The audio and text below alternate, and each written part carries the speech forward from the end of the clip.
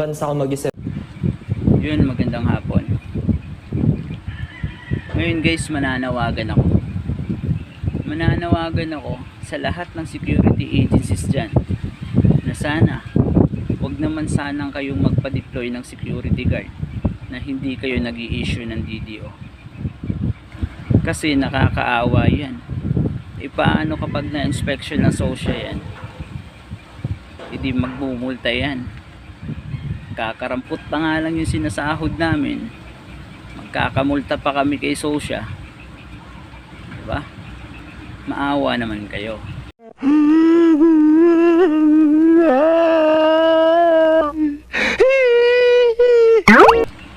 Kumita na nga kayo sa amin, hindi nyo pa ginagampanan yung responsibilidad nyo bilang isang provider.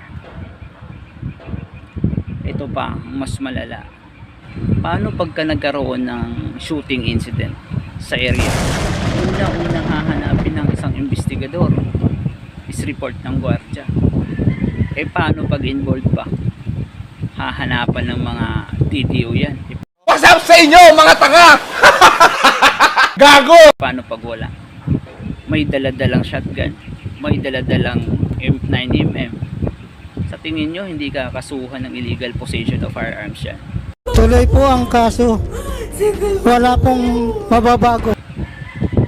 Sana guys, itong mga agency na ganito, dapat ito yung pinag-report talaga natin sa social. Kasi nakakaawa yung mga newly hired security na walang alam regarding dito. Yan po, thank you.